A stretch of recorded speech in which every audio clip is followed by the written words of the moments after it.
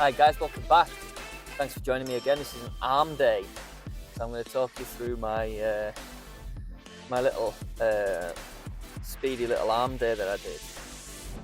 So this is something I haven't done in a while. I haven't come across this machine in some years. It's a little tricep extension, seated tricep extension, and it's pretty good. It's going to hit different to any cable push down, any skull crushers. I mean, on the surface of it, it just looks like any other tricep exercise, but when you think about it, that pendulum kind of motion means that from the top to the bottom of the range of motion, there's tension on the tricep, tension right round, and it's an equal amount of tension from there, always pushing back on the joint, and it's always keeping tension on the tricep. There's no rest point.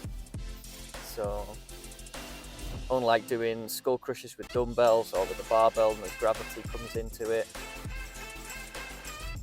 that's much more of a different movement for having pressure on the whole time. And I've just jumped that straight into a superset with a bicep curl. Nice EZ bar, nice simple bicep curl. The EZ bar for me, it takes a lot of tension off your wrists, and it kind of protects that joint, and as opposed to kind of a straight bar. When you use a straight bar to curl, you get a lot of pressure on your wrists because they feel kind of in an unnatural position in that sort of horizontal position. Your palms facing straight up, so this gives you that little bit of respite on your wrists, and it allows you to go a bit heavier and not have to think about that wrist pain. I'm not saying I'm completely against straight bar curling, and I still do it. Just got to be careful, use a bit less weight and keep the form nice and strict, as I say with anything. Right, and then I went downstairs to the cables, and I'm going to do some triceps. Cable push down. I say cable push down, these straps, they were already on the machine. I thought, I'll give them a go. They're quite comfortable. They're kind of foam lined. I thought I'll try them out. They're quite long, so they meet in the middle, but they're longer than a conventional rope, what you would use for the push down. So I'm just giving them a whirl, see if they're any different, see if they hit different. They feel nice and comfortable. They felt like they were hitting the tricep just as well. Yeah, just a standard push down for triceps, and then turn around, grab the other cable behind me and superset with that's with the rope that I would normally use for triceps. But I'm doing a low cable bicep curl with them. Like I always do, I was trying to explain what's the difference between cables and machines and free weights.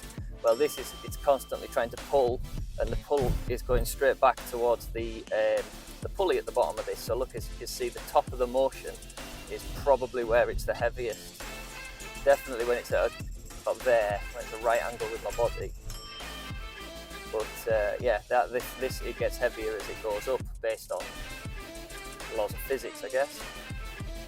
I was shit at physics at school, but I kind of get it when it comes to the gym.